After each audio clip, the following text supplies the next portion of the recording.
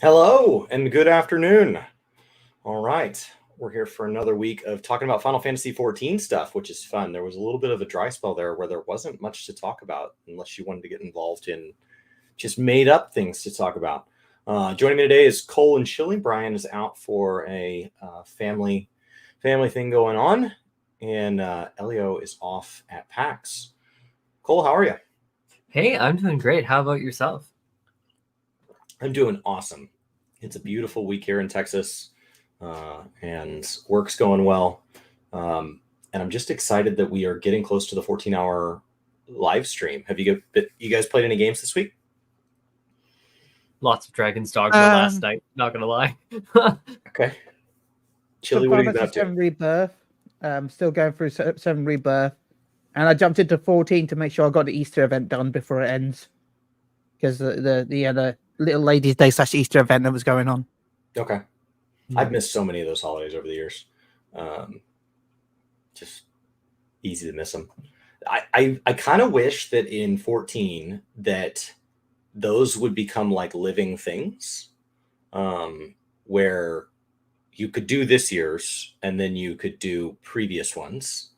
That way, when like new people came into the game, it wasn't like a 15-minute event. There would be like a ridiculous amount of events available by now. Oh, yeah. But the issue with that is they sell a lot of the stuff on the MOG station. So it is. There's a money reason not to do it because they sell those things later. Even if they didn't have the rewards, I just think it's weird that they write those quest lines only to delete them. It is weird because like the Little Ladies Days events in the past, like I'm looking at like 4 years ago, it's like they had like the event with all the dancers and all the performers that you got a part of, and I'm just like, wow, new players have no idea how like legendary this event used to be. I thought it used to be one of the best events, and now it's like, shoot, now it's just merged in. I mean, it's still good, but and one of the darkest events. Like, I don't know if you ever did the side quest after one. I can't remember which year it was, but there was a quest you could do after. Head? Some of them can no, be the really one where you had to you're looking around for this girl, and then if you go to near the end of the quest line, you go to a shack to the parent, and he's like, no, she died like 20 years ago. Oh God, yeah. Oh my God.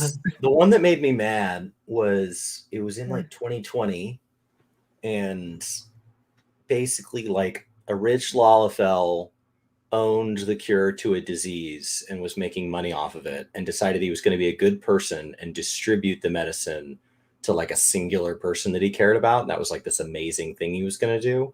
But like the underlying text there is that he's still like extorting the rest of the realm, that if they want the cure to this disease, that like he has it. And so like it was like, oh, and the Grinch's heart grew enough that he would give up a small amount of profit margin for one singular family, but like everybody else has less profit margin. It was probably more of a tax thing more than a profit margin thing, to be honest. Really upset. Because it was while we were all trapped inside, and the idea that like a pharmacological company could just be making billions while everybody suffered, as long as they take care of those that they directly interact with in their real life, was just like a really dark overtone at a time that I was supposed to be like scared of people that were walking by my front yard. Like, it was right. What is happening? Who wrote this? I play video games partially for escape, and I don't need that much of the real life coming into them. Like, let's take it down a notch. Too real. Well, good. Well, Final Fantasy XIV is about to begin. The hype season begins, I guess, in earnest tomorrow with the 14-hour live stream. But first, let's talk about these Final Fantasy. No, tomorrow's not the 14-hour. Saturday. Saturday? Is it not tomorrow? No. Oh, tomorrow's just tomorrow. Tomorrow's just PAX. Just PAX. Thank you. When is? I'm not good at any of this. Yeah, the 14 hours in when April. Is the 14-hour? Oh, in April I wrote sometime. The wrong thing down on my calendar. I was so excited. I can't remember when exactly off the top of my head, but it's like middle of April. Yeah, tomorrow's just PAX. Put PAX it in my iCal, so it has to happen tomorrow now. That's it. Saturday, 13th of April. PAX. 14 hours. Sometime zone. August. Izzy, that's so far. Oh, for the anniversary. guys, I don't know. I didn't sleep well last night. I'm all over the place. Ignore me. On the anniversary of 2.0. Thank you, Izzy. All right. Okay, so tomorrow is PAX. So what are we expecting to get out of Yoshi P for PAX for 14? You think we'll get a release date? Yeah, that's the only thing that I think is plausible, because now we're like almost through March, and then we'll be in April, and then I'm thinking like pre-orders, they probably want at least a good, I'd have said 3 months, but some people might be like, that's too pessimistic. I don't know. Okay. We're missing a release date. After some information that has come up recently that I don't want to talk about on this podcast, I'm now expecting the release date to be later than I thought it was. I was expecting June. I'm now expecting at least July, August, because of some stuff that I have seen.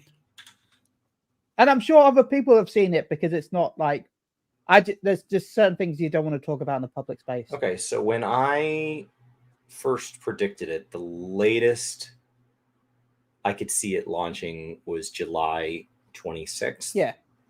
Yeah, I still think it's going to be July. If it's going to be, I would date even that far in my range, and it is a long time. And July 26th really only landed well if there was a 6.6, which there will not be. A certain watch is coming back at some point, supposedly. Oh, the yokai? Yeah. Oh, that'd be cool. Blue Mage was so good for that. I really love doing that. And that event normally takes quite a long time, so yeah.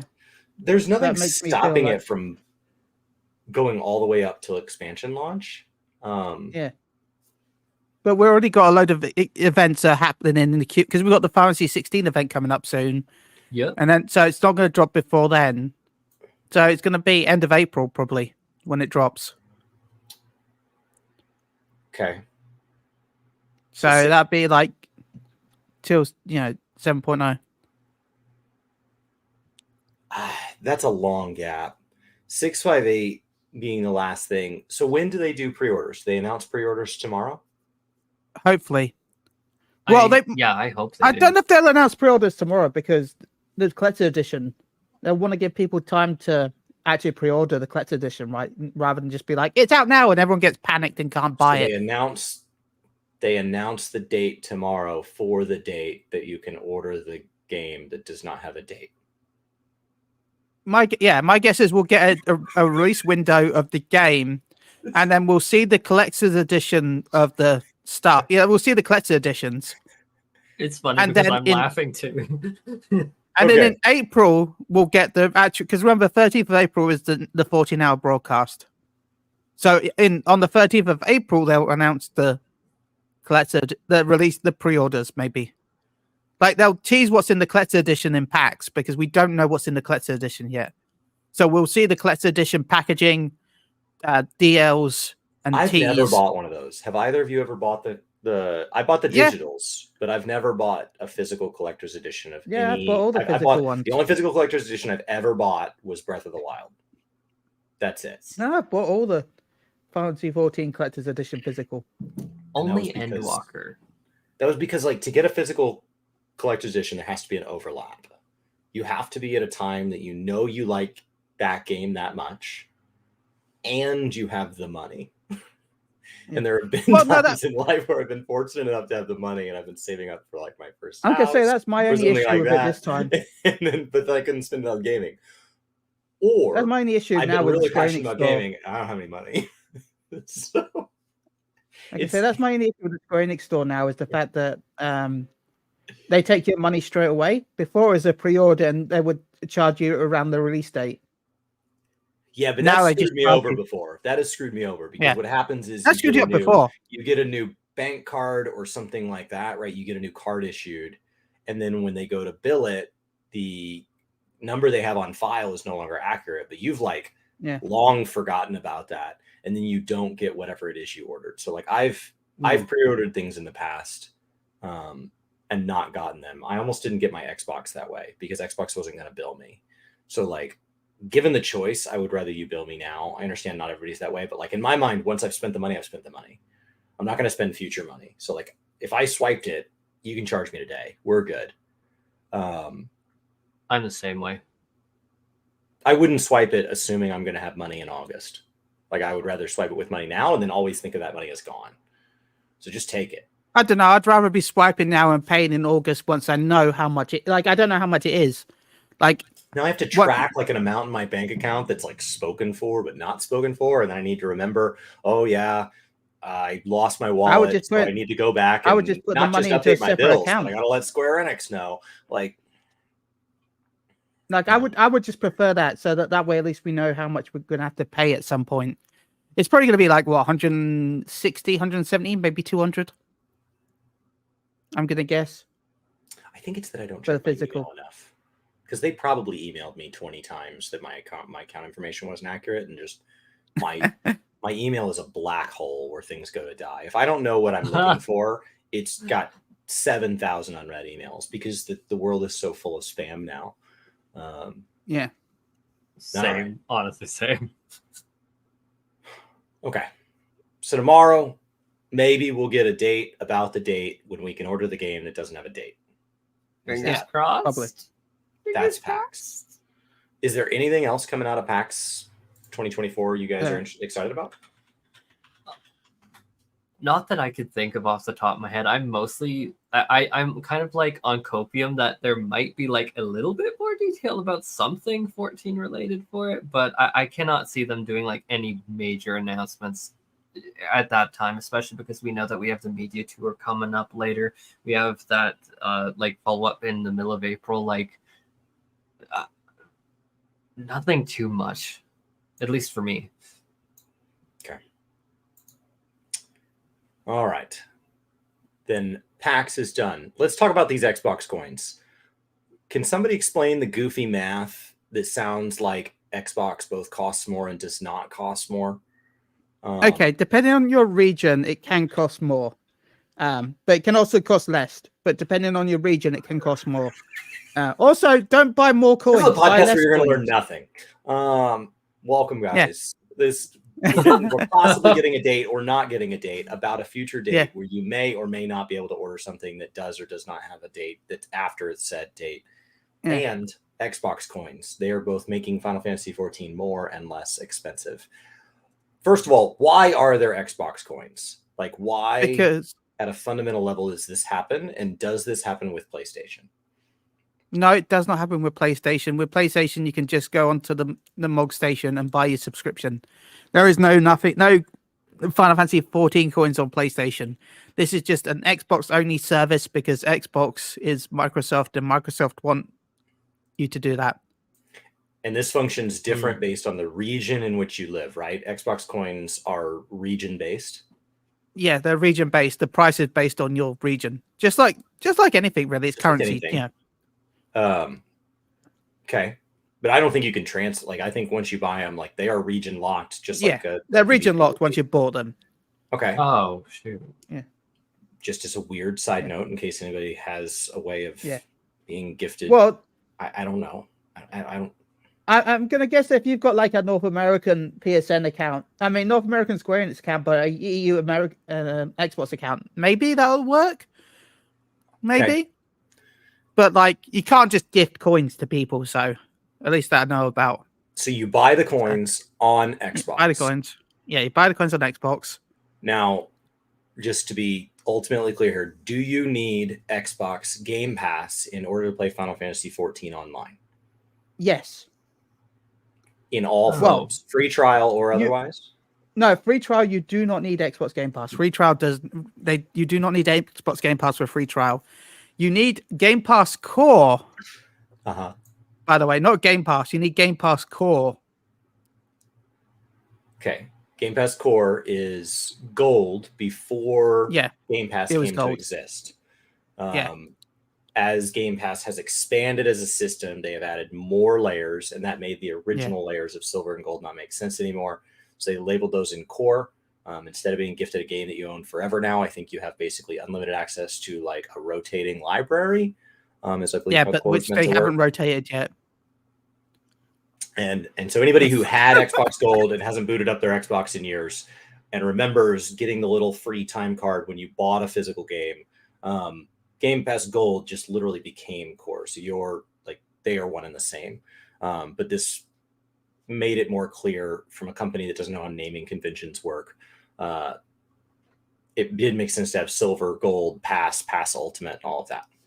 Now, once you have 14 core, you have the ability to get online. You can be subscribed to Final Fantasy 14. Keep in mind, in Final Fantasy 14, you have to buy a version of it for every platform you want to play on for the zones you want access to. So my PlayStation got through Shadowbringers. So as long as I log out in a Shadowbringers zone, I'm fine. I can log in and like check on my house or whatever. But if I want to go into Endwalker zones, which I have on both Mac and PC, I think, then I can log in and out there. There would also be a Steam version. I don't see why you'd have PC and Steam, but there's also a Steam version of the game, and now there is an Xbox version. So you need to buy a license of the game for all of them, but it's one subscription can go to all of them. Yes. That's how it's worked. Okay, and that includes Xbox. So the only thing that's changed is how you buy the Xbox versions.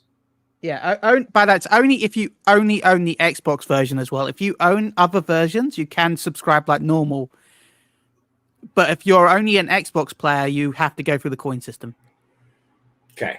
So if I would like to subscribe on Xbox, I am exclusively an Xbox player. Yeah. I would now need to purchase my subscription within their ecosystem, which means that I have to transfer to their currency, which is not 1-to-1 with the dollar. So I'm always going to end up buying a little more of their currency than I intended, just like every other currency exchange. It's why I was talking about the fact that it's the same price, but also cheaper.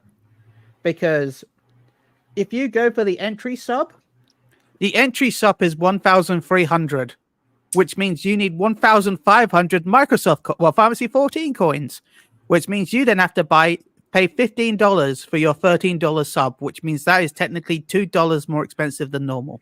Now, the thing about the coins, but if you want, aren't there purchases on the coins? So doesn't it get cheaper? Yeah, like if I bought $100, if I buy $5 worth of coins, I think I only get like 500 coins. What happens if I buy $100 worth of coins? Don't I get like a billion coins? You get 10,000 coins, but if you do the maths, it's cheaper to buy 10,500 coins than it is 10,000 coins. I thought there was a discount in there. If 500 coins is $4.99. 1,500 coins is $14.99. So $4.99 times 3 times 20. $4.99 times 20 is no. 1,500 is times 3. 500 times 3 is 1,500. This is why you can't have currency exchanges. This is why gacha games use them, because you're sitting here trying to track the math. And if they could then convert this into gems and the gems over to doubloons and doubloons to little puffy woos, then you have no idea what your dollars are anymore. And then you're just spending them. And so when you buy an emote, you're like, that cost me half a triangle, which translates into 27 hats, which is obviously, I think, $1. Yeah. So the advantage of currency exchange, the only advantage of currency exchange, is now you have separated yourself. As long as money cannot be extracted from that currency, you've separated yourself enough from tax code that they have the ability to kind of like give people currency. So like in these games where you log in, you get 100 gems a day. I don't have to declare that as income, even though the gems are also purchasable, because I have no way of extracting dollars out of the gems, and I can just go buy whatever I want. That's it. That's the only advantage.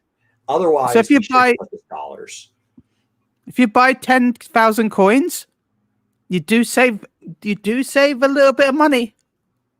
Don't you save like 11 cents? 30 cents. I was close.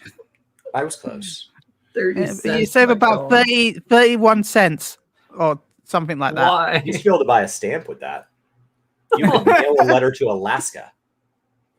As a different system that's wild. The idea that I could give a stranger through a box 30 cents and a piece of mail, and they would take it to Alaska for me, is wild. And people are like, that's not profitable. You think? Like, of course, how the hell is that ever going to be profitable? It's just cool. All right. So we have to buy the coins. We have to buy into their system to buy our sub. It doesn't really cost you that much more because 500 coins is $4.99. So they're almost a coin per cent. So it's not that big of a deal. So that's a little overblown. Except for the fact that if you quit the game, just like a toll tag or anything else, you likely have a remaining balance. So if you play 1 month, there's a remaining balance. If you play 200 months, there's a remaining balance. But that remaining balance is always, there's always going to be a little rounding error that you have no ability to extract back out and is now locked inside the Xbox ecosystem. So that's it. Otherwise, this is all fine. Did I miss somewhere that people are upset? Oh God, I wish I remembered the exact name of the video, but there was a video talking about these middleman currencies and how like there were a whole lot of like other faults to it, because yeah, like you can overspend it and like it decouples like your spending of the coins, like you said, like for the fluffer balls or whatever you said before. That was funny, but very true. And so like it is inherently in and of itself like really not good. I remember Hearthstone introduced a system about like buying runes where you used to be able to just buy like packs or like hero portraits straight up with just money and know exactly what you're paying. And I remember everyone kind of revolted against that system, being like, this is one of the worst things ever. And so well, not one of the literal worst things ever, obviously, but it was just like, not, the system's not good. And so I look at this, and this is not something that I kind of ever expected to see in 14 at all. I think, like, as much as I love this game and the developers, like, obviously that goes without saying, I think that this, it's hard for me to see it for 14 and be like, this is great. It's more like, ugh. Does the sub actually end up costing more because Xbox is getting their hand in it, or does Square Enix just swallow that margin? I think they swallow it because, yeah. So they just see it as straight up growth. It's a lower margin, but better to have part of a dollar than none of a dollar because we're gaining players. That's fair. So I said the standard edition is standard. The entry, the entry sub is more expensive because you have to buy more coins, but technically it's the same price. But if you buy the standard one, it costs the amount of coins you buy. So I would, most people just go to standard probably. I know there's people that play on Steam because it helps them with currency and you know, it helps with their card. Kevin says they use the PlayStation, they use Krista for PlayStation. Yeah. Because the check card. So like, there are times that this works to someone's advantage, as long as it's not just driving up the actual month-over-month cost. If somebody's subscribed over a 5-year period, during that 5 years, is there a meaningful increase in cost to Xbox? And it does not sound like it. I understand there's always going to be a little bit of a balance. Just like when you give somebody a gift card, what are the sheer odds they can spend it to the last penny? They're either going to have to put it in a little of their own money to use it all, or they're going to have to be okay with that card getting a tiny little balance left over and just getting left open. That's fine. Yeah. And then worst case, you have people who now have a couple extra coins, and from time to time they yeet it into a Fantasia or whatever. Or going back and buying mounts from seasonal events that they missed. For any new players that are just getting into the space and starting to get to know this, seasonal event mounts basically release when that event comes back around. So, you know, if there's an event for March of 2024, then when we get around to March of 2025, we'll get a new event, and the old events items will now be available, and at a fraction of what a typical mount costs. They're like a couple bucks or something. They're just low enough that I don't feel bad about it, and just high enough that I don't buy them. And how WoW would get me is they would have a $55 complete your mount set or whatever, and it would even prorate it, and it would just go through and buy all the seasonal mounts that I've missed to date. And so, like, I don't know that Square Enix has ever done that, but just as a complete side note, I like those kind of complete your collection things where they're like, if you have none of it, here's what it costs, and we'll break it down for you. Those absolutely make me feel like I'm somehow saving money on something I wasn't going to buy. So if Square Enix is listening, you could totally screw me into buying a bunch of mounts that I don't need. Just give me the ability to buy them in bulk. I think that's a good idea, actually. Even I would appreciate that. That'd be pretty cool. All right. Final Fantasy XIV is more expensive outside of main currencies. You used to pay almost $350 for your sub back in the day, compared to WoW sub, which is $200. How does maybe you guys know, how does Final Fantasy 14 service their game? I know that WoW breaks it into regions, and so a region is serviced by like a provider in that region. I think Square Enix has even been a portion of how Blizzard makes it into Japan. And so they've always worked with local people. The advantage of that is then you would have people on the ground who are working, if you have customer service reps, they speak the language, they're in theory, they're getting you away from any regulations that maybe you didn't know about, because if they breach it, they were supposed to know. But also that means that anybody you hire in that region is at that region's cost of living. Because one of the hard things about this game and about any game is like we're trying to all pay in what is a fair amount, but while hardware may cost a similar amount, maybe people don't. And so if you have a customer service rep in the United States, that might cost more than a customer service rep in other parts of the world, or less. Do you guys know? Does Square Enix, do they try to keep it all under their umbrella, or do they outsource like Blizzard does? See, I wish I knew. If I knew the answer to that, I would try and answer, but I honestly have no idea. It's why the regions feel so separate for Blizzard, because they literally are just separate entities. No, I have no idea. I'm sorry. Okay. Well, I think that's it on Xbox Coins. See, we're flying through the drama. In 30 minutes, we've already pushed right through the very first two things in the title. Right. So let's talk about Dawn Trail. What are you guys? Yay. What are you guys expecting? Are we getting any Dawn Trail news tomorrow? Yeah, I'm expecting a decent amount. Like, we'll probably get some teasers of some areas still. They'll probably showcase more of the graphical update. Maybe we'll see more Lalafell cheeks. I don't know. Oh no. That now rounder. And you guys think the 14-hour stream is going to be? That should be after. We should be in Dawn Trail when we get to the 14-hour. No, the 14 hours in April. Somebody said August earlier. No, it's April. Said August. Was it for anniversary or April? Now I'm all confused. I'm not even sure anymore. I usually get reminders from others. You know what? I will even. When is the 14-hour stream? Let's just Google it. I'm going to put in our chat so that you can even go to the link to it. I know it's the EU one, but no, April 12th. All right. Well, it's right around the corner. Thank you. Brian and I were texting, and he brought it up, and I was like, "Oh, it's right here. It's already here," and it wasn't here. That's PAX. No, yeah, April 12th. Okay, April 12th. So, what are we getting tomorrow? Knowing there's an event right around the corner at April 12th.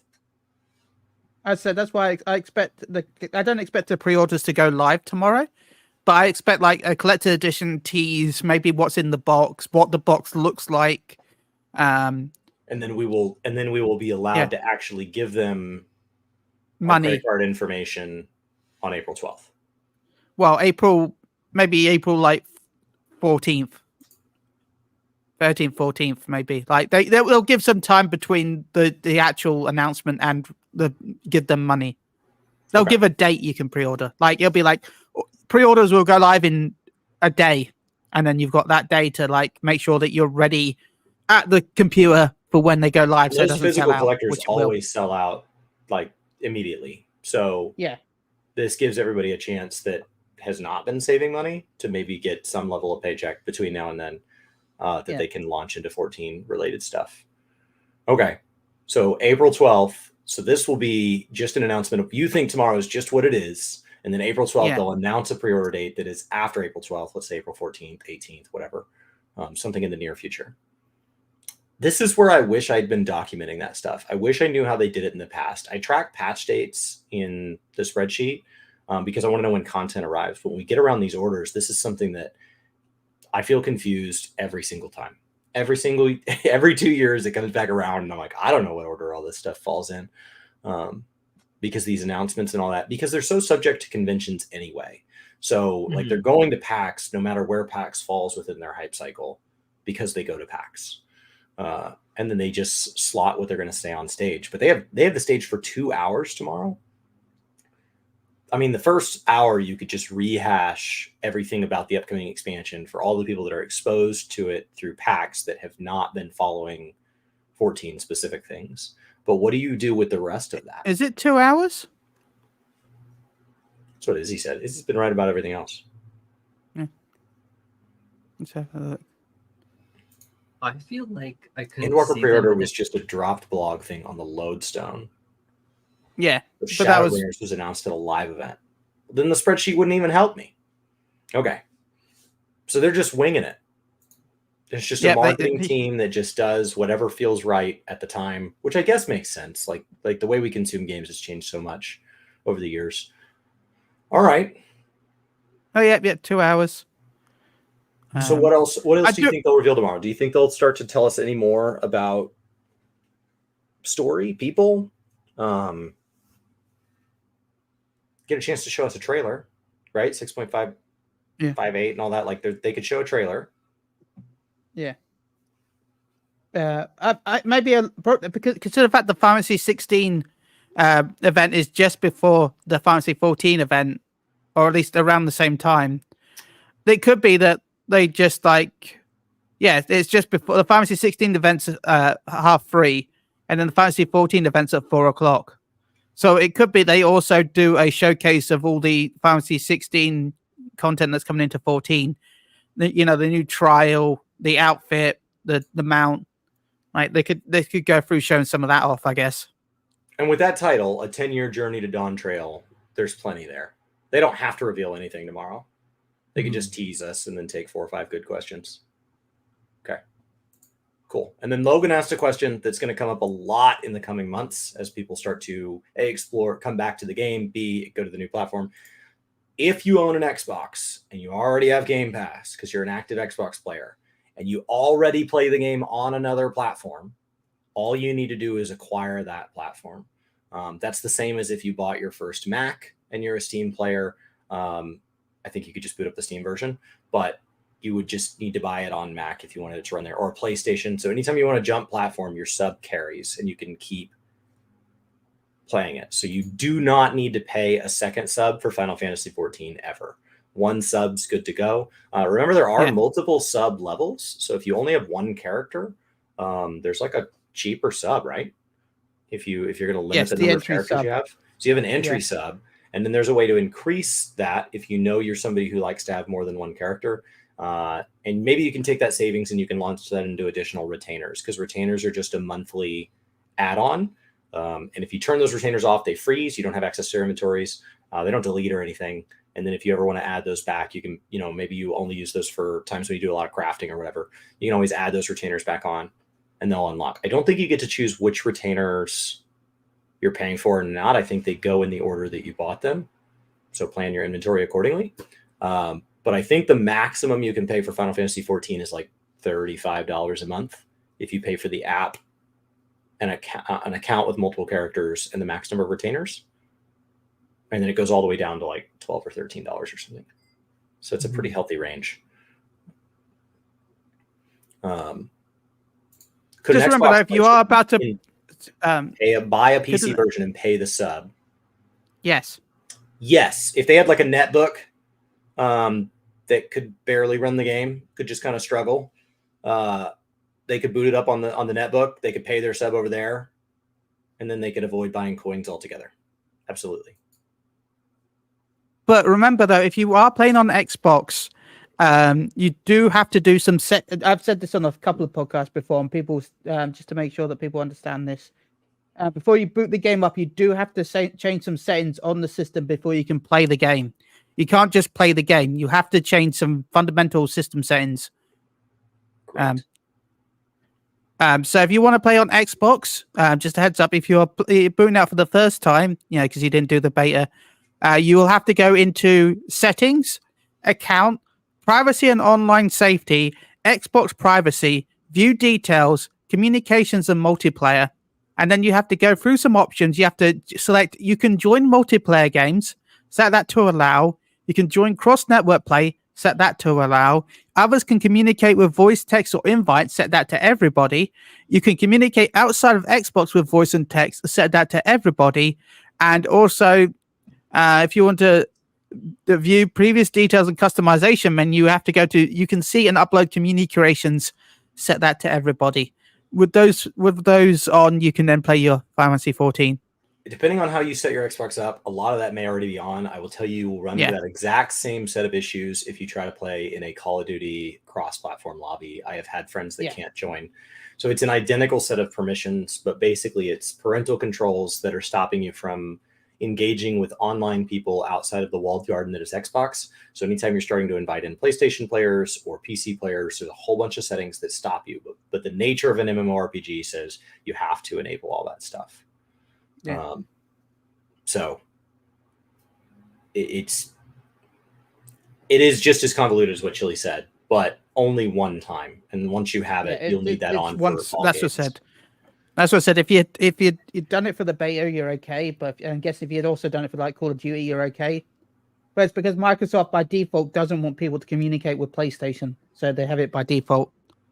Okay. Cool. Well, then let's shift to Dawn Trail. So in April, we have a 14-hour live stream. There should be a live letter tied to that. That was about the time for the right live letter, right? So we should have a live letter tied to that. They've revealed both jobs. We've seen the new race. We've seen some zones. We've got a general guideline of they're just on summer vacation, except that it's a giant political drama and you're going to be split into teams. And that's right. So like what is left to, and then we've started to see, we know there's a raid. We know there's an alliance raid. We started to see some kind of base things fall into place. I think we've had but what we're missing is we're missing benchmark and we're missing some clarity on what some of the side systems be. Now, based on some of the interviews, it sounds like some of those side systems, they're not going to reveal right away because honestly, if it's set for something like 5.3.5, it's not done. So I don't know that they need to do that. As far as things that we announce now, as far as what people will ask for, the other thing we're missing is battle updates and job actions. That will not be at the 14-hour. So just to so what we've got between here and launch is we've got at least one more live letter. We don't know the launch date yet. We've got at least one more live letter. Then we'll have a media tour about a month out from the launch date. And the media tour will be under an embargo. And then there will be a job action trailer that comes out basically like right around that embargo date. I think that's how it was.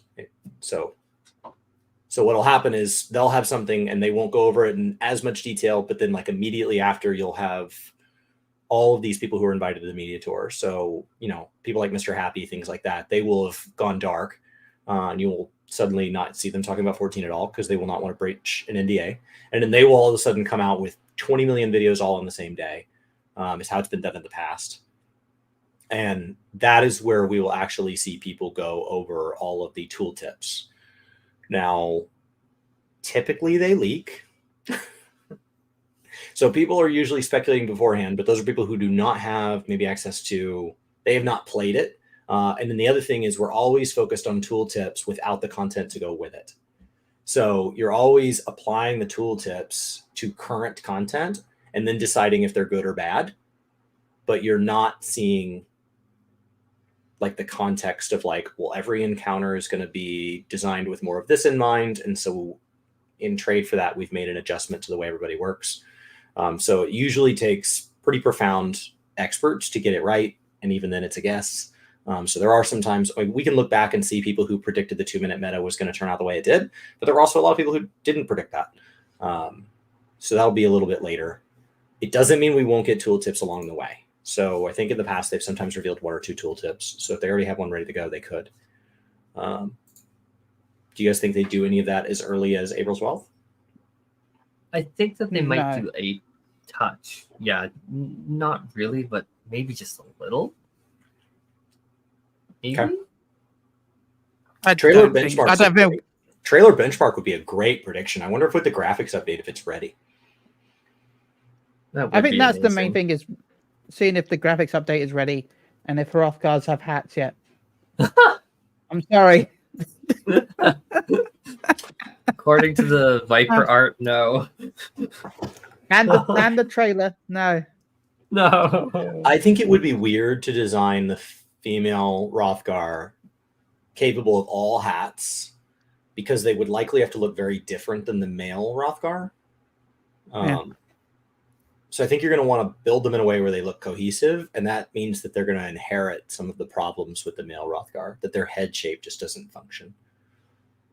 I mean, if it's anything like the Fantasy, well, I guess we've seen them, but like the Fantasy 10, the female Ronso looked completely different to the male Ronso. So that was an interesting. Well, they were, you know, kind of the same, but not very. For anyone that doesn't know, you know, the female Rothgar existed before in Fantasy 10. I know that's frustrating. I know that it's incredibly frustrating to people that. I know it's incredibly frustrating to people that play. Like I think I didn't really understand it until, as an Endwalker player, I went back and completed the story for the first time, and I did it as a male Roth, and so it was like being a new player. And every time that I got like a new set, like a new AF set, and I was really excited to put it on, or every time I got a quest item that I was supposed to equip, and then it didn't display. That was really frustrating. Like when I'm doing the warrior quest or whatever, they give, I don't know if the warrior one works, but like, and you're like unlocking, you're going through this quest and you're getting each piece and you're becoming more of a warrior with each piece. So you're supposed to be putting it on as you go. But when you get the helmet, they're like, oh, wow, what a difference. But like, there's no visual difference. So I found that more relatable once I did that. I'm not a huge glamour guy. Like it's fine. I run around in a metallic blue pig suit. But I did find that disappointing. So it seems weird to me that that's still an issue. And more importantly, that there's still items being added now. Like, why would the Viper set not be designed in a way that could go on Roth? Like, I understand why we haven't gone back and corrected A Realm Reborn. I don't understand why Dawn Trail will add items to the game that cannot go on Viera or Roth. Yeah, it's I think that the developers are definitely worried about clipping issues, like with the ears and like hair and that. And I know I said it last week, but I can't emphasize it enough. Clipping is fine with me. I'd rather have the options, because even with hoods, there is, I think it's from one of the Nier raids, there's like a hood that ninjas can wear that Rothgar, that actually shows up on Rothgar. And it's like that, it looks fine, it looks good. Like there are hoods in games, so seeing the Viper hood not be there is odd, because there already are some hoods that do work. Not all of them, but there are a few. Do you guys think we'll ever get another race? Yoshi P has said no, is the official statement. After female Roth, we're done. Do you guys I really think there would doubt ever be a it. change? No. Unless I there's think we're too far into. Sorry, Cole. Oh no, I'm just agreeing with you. Unless like there's some massive community uprising, like we need some particular race. I couldn't see it.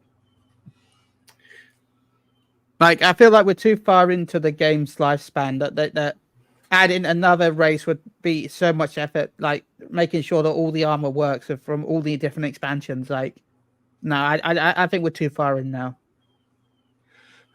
I agree with Izzy that there's already so much clipping in game that, like, worried that somebody might find a way to screenshot something janky one time doesn't even seem like in the ballpark of a concern, because there's so much of it. So like, it just let it clip. You already let so many other things clip. As a Makote, like the rules on whether or not my tail sticks through something or is magically stuffed in there without creating some weird butt bulge, like it just appears random. Like they just rolled a dice every time they made a piece of gear, and that determines whether or not they chop my tail. And it doesn't like move the flap with it. Like if there is a flap, if there is a slit that my tail's going through, it's not like it matches it to the slit. It can just clip. So like, it just seems weird that they don't just let it clip. I understand testing it long enough that it's not going to like create some sort of graphical bug that's going to, I don't know, crash your client or something weird. So like if they want to do it slowly, fine. But like you said, if there is a hood working, okay, all hoods should work now. Let's go through and let's work on hoods, guys. This is the hood update. Everybody's getting working hoods. Yeah, just base it off of the ones that work. Like, I'm fine if there's a variation. I feel like I've played Rothgar since they were ever announced, and I feel like over the years I've gotten just used to it. I know it's only been what, like 3-4 years or whatever, but it's like I hate that I've gotten used to it. It's like right now I'm using headphones in game because they work. I'm like, darn it. But then other players I talk to are like, yeah, I'm not playing a Rothgar because I actually really do value hats and hair. And I'm like, shoot. I don't know. I think it's bizarre. It doesn't feel reasonable. I gotta get a new camera before Dawn Trail comes out. So I don't know that they're going to be ready to address that. I think that would be one of the things that's going to come out of the benchmark as a complaint is people are not going to see, they're not going to see hats on female Roth. But I would be excited to see the benchmark come out in April. I don't know if they're ready. I think the graphical update means the benchmark could wait until like the last possible second.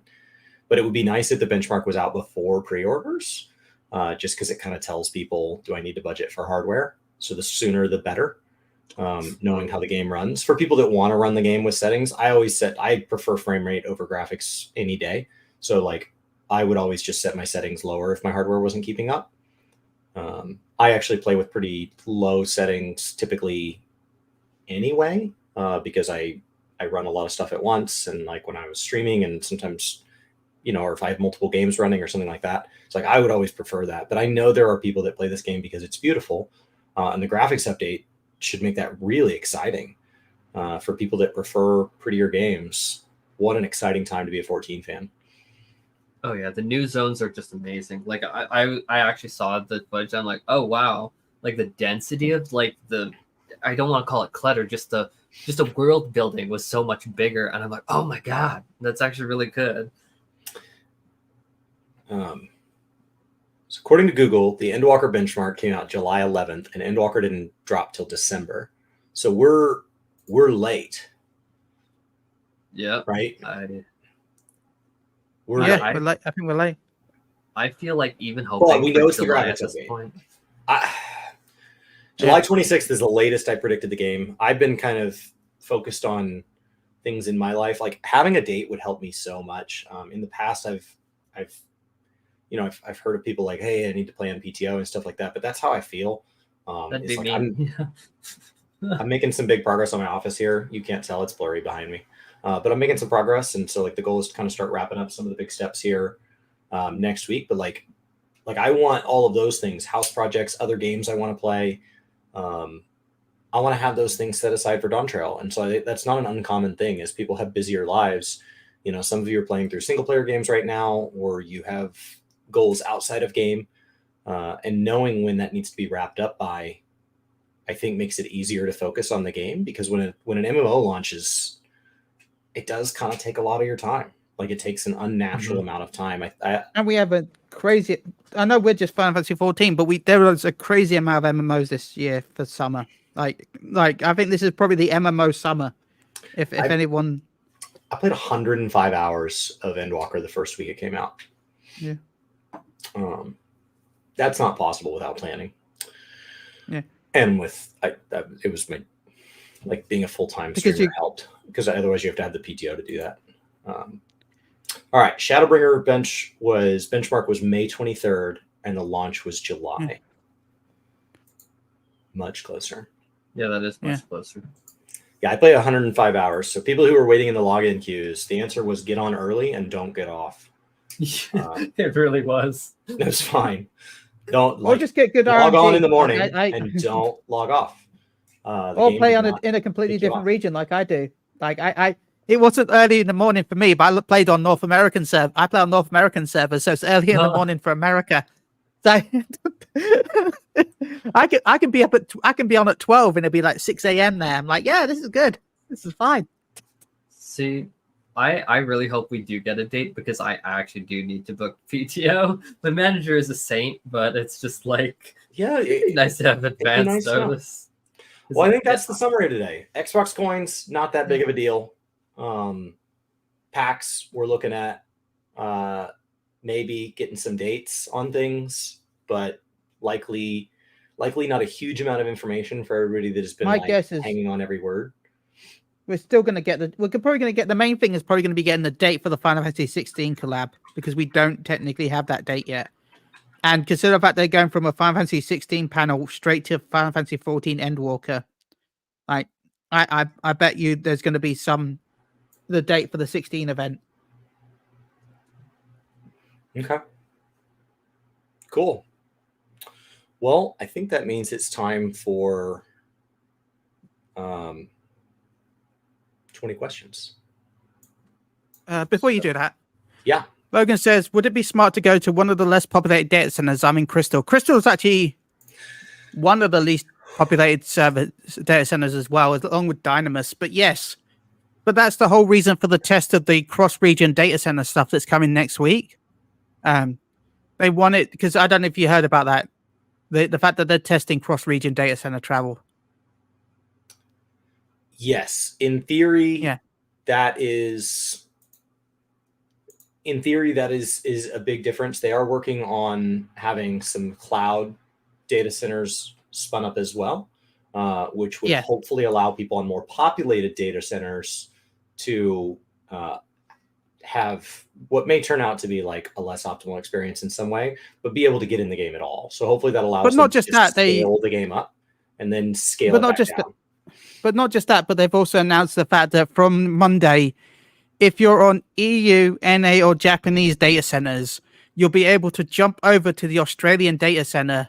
And this is to test the cross data center features so that they can so they can like lower the amount of people logging in. Less populated data centers is better, to answer your question simply.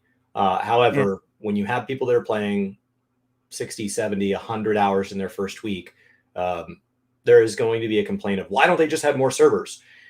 Because it's a short-term problem, right? After that first week, I didn't play 105 the second week. I played 60.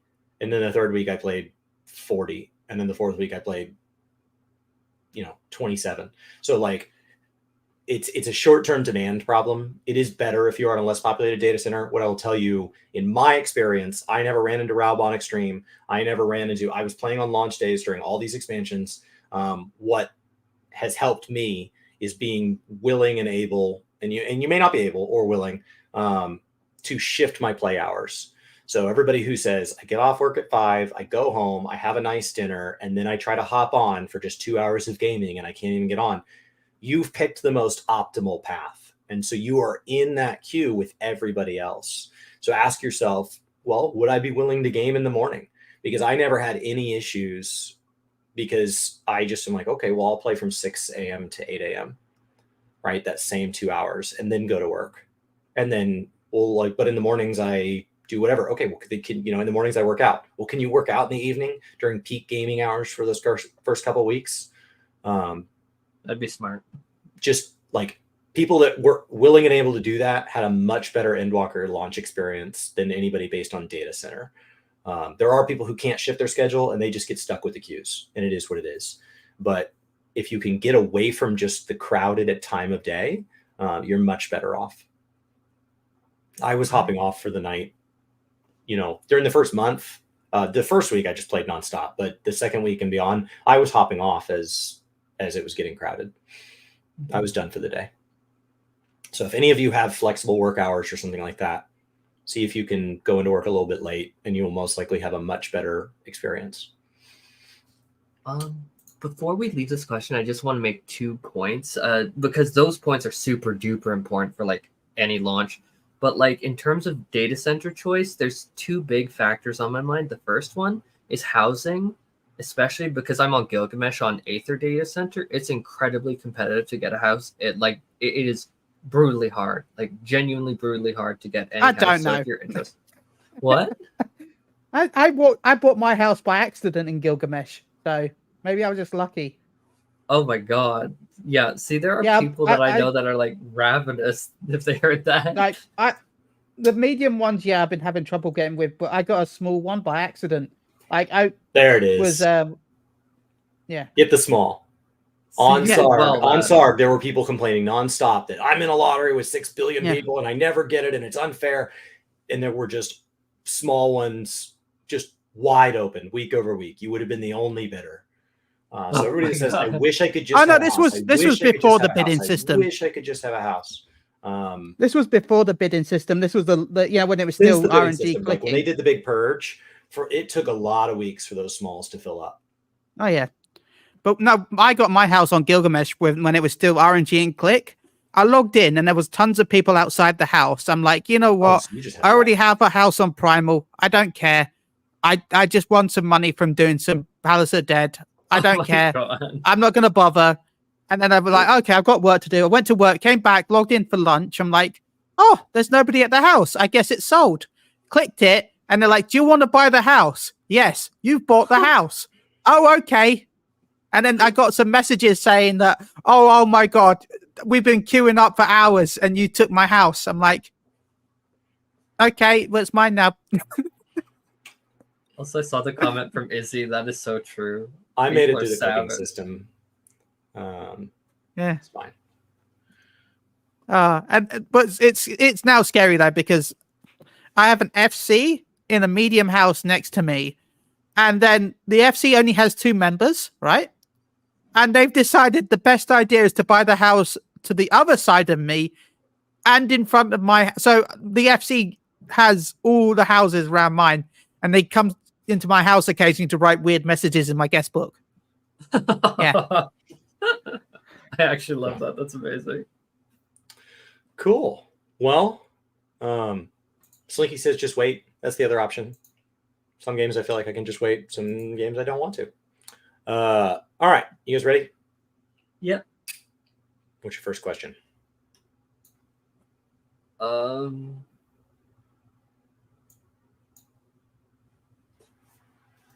How to start it off? This is tricky. Is it a role-playing game? It is not a role-playing game. For anybody just now knowing, at the end of every show, we do 20 questions. They have 20 questions to get to the video game. It could be any video game throughout time on any platform. Well, that's why we're going to try and slice time. Was it made after 2000? No, it was not made after 2000. Ooh. Hey.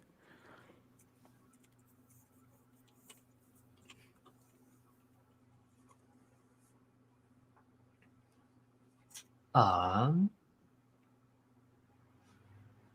shoot. I'm trying to think how to break it down from there. There we go. We've sliced some time. Yeah. I don't want to ask another genre question. Would that be okay if I asked another one, Chili? Yeah, fire away. Is it a shooter? It is not a shooter. Oh my God, no. It must be yes/no questions. Yeah, they have to be yes, no. But we've asked some stuff to clarify in the past. Like if we're a bit confused on the answer, like it's not a question, but like just to clarify an answer that we've had. Like when I've asked about is it made after the 2000s before, and he said yes, I wasn't sure if that included 2000 because technically January 1st 2000 is after 2000. So. Okay, well, let's cut it down a little bit more. Is it on a CD-based system? No, it was not released on a CD-based system. Well, okay. I just want another question. I want to clear this up. Do you count the Sega Saturn as a CD-based system because it had a CD drive? No, we've gone over that. Okay. No, its original form did not come on a disc. Okay, good. I just wanted to double check that because Cole is here, and I don't know if he knew that the Sega Saturn had a CD drive. I feel bad. I don't know what that is. The Sega Saturn. I think it's before your time, Cole. No. Sorry. Oh, you got to remember, Cole. I might not look it, but I'm nearly 40. Oh my gosh, you don't look or sound it. No, you've aged gracefully. I hope I can too. Yeah. Oh. Ducks with swords often do age gracefully. All right. So It's the material on my back. I've got ageless. Ageless So equipped with MP absorb. Nintendo 64 release date. Okay, I just googled that. That was Was it on? 1997, right? I think so. Yeah, it looks like it was 1996, Yes. 1997. I hate myself. Chili, is it okay if I ask if it was on that, or do you want me to not say that? Fire away. Fire whatever what you ask. Was it on the Nintendo 64 by any chance? It was never released as an N64 game. Oh, Okay. Oh, never released as a. Oh no, because damn it, that would be. Okay, never mind.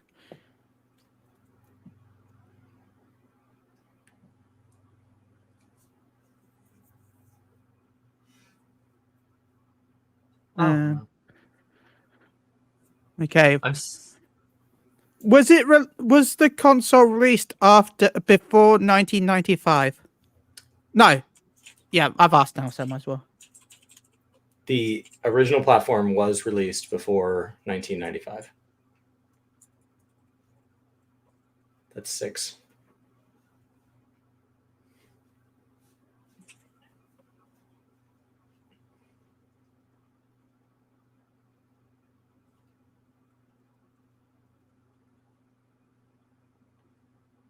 Very quiet now. Yeah, because I just googled PlayStation 1 release date, and I'm like, oh, that was 9th of September 1995. I'm like, shoot. Now I'm like, oh god. Yeah, we're looking at the Atari's Mega Drive, Nintendo Entertainment Systems, Super Nintendo Master System. Yeah, we've gone back a bit. Yeah. Yeah. Yeah. I mean, Brian picked Helldivers one week. It was totally the opposite direction. I mean, Sega Genesis was released on 1989. Yeah. Oh yeah, you use the word Genesis in America, don't you? We do. I had one. I still but have it. That was the. That was called the Mega Drive here, so. I still have it. I think it's in a drawer. Same, I still have it. And the chewed up cables from my dog. Oh no. I still have the price on my copy of Sonic and Knuckles. It was £70. Now, oh god, I don't want to just start naming consoles. Or should I, Chili? I don't know. Oh, I mean, you could name the like. You could ask if it's region, what region it's from. Oh, that would be a good one. But what region should I ask? Like, okay, so was the game developer based in North America? No. Ooh. The game developer was not based in North America.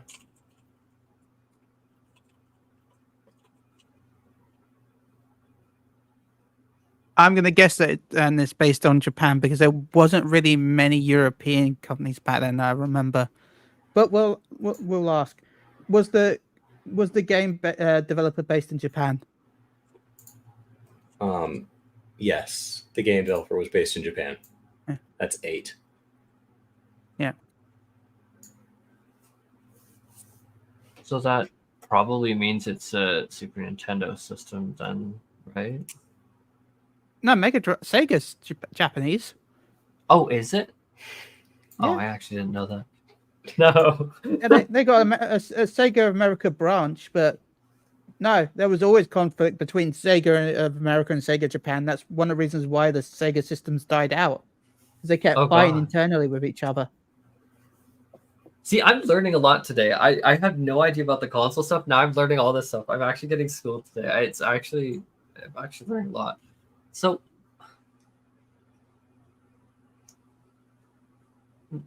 I'll ask, was it based on the SNES system, or like did it play on that system? No, it was never released on SNES. That's 9.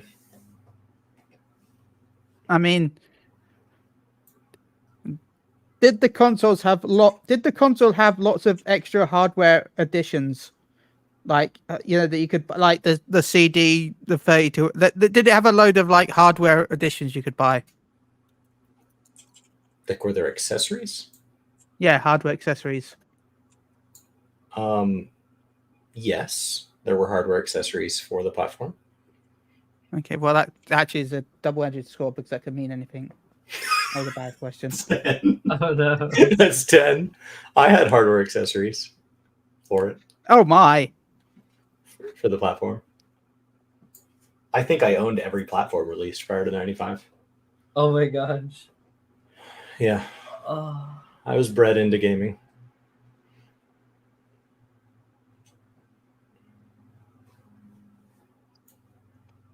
I don't want to just ask random Contra was a questions. shooter, so it can't be that slinky because we asked, is it a shooter?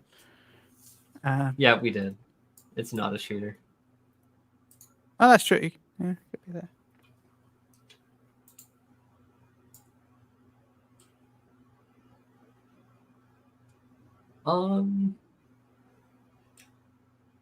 You've thinned it down quite a bit. You got 10 questions to go. Yeah. Not RPG, not a shooter. So I literally wrote it all on Notepad, and I'm trying to think what would be an effective next question.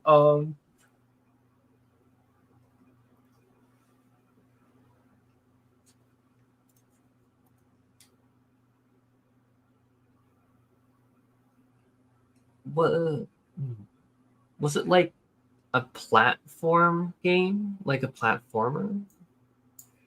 It was not a platformer. 11.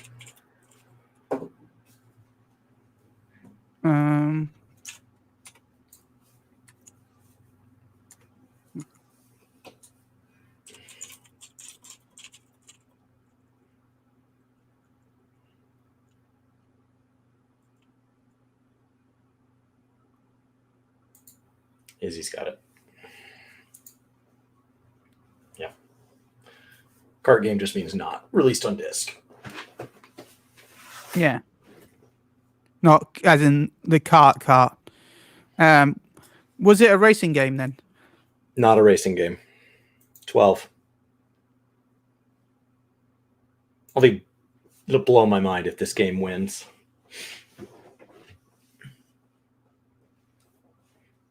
I actually have no idea what it could be off the top of my head right now. I have Not racing, not some platform. ideas, but... Oh god, it seems so dumb if this would be it though. I don't want to ask because the question might be too specific. Is that Far okay? away. Shall I play? Yeah. I can't ask what the game. If I guess the game wrong, like it's game over, right? No, it's just No. it's just a wasted question. Yeah. You could guess 8 games and be done. Shoot.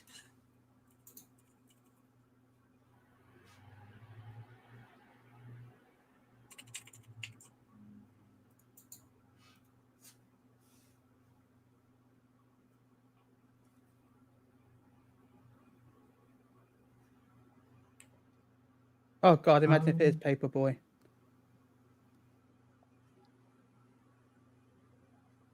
That's technically not a racing game, but it's still on a... Yeah.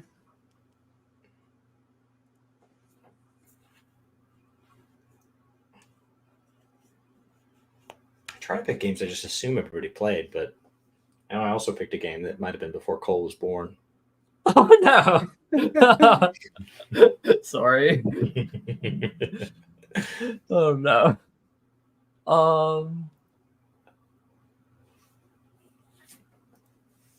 shoot. It can't be Mario Kart because I would consider Mario Kart racing. Oh, did we ask if it was a racing game or not though? I asked if it's racing. And he said no. Oh shoot, not a racing game. Or I missed that one. Don't worry. So it's got to be like a puzzle game then.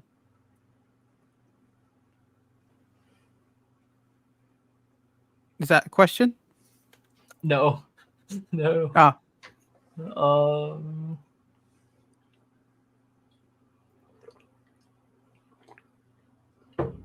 I'm also trying to Google like potential games that it is, and like nothing's really fitting that I'm seeing. I'm like, what would be here? Got 8 questions left. There's still plenty.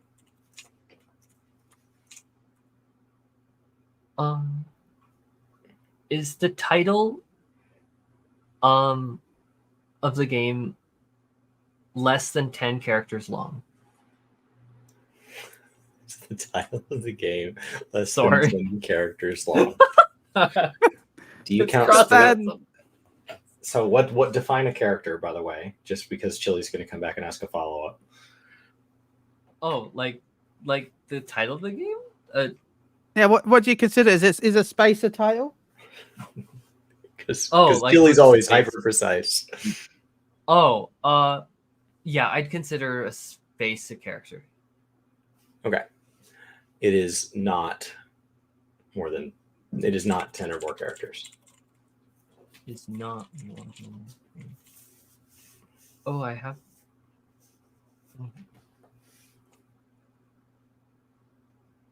Does the title have a space in it at all? No. Sorry, now I was thinking because it's there. That's 14. Wait, that's two questions, That's right? two questions. Yeah, that's right. What was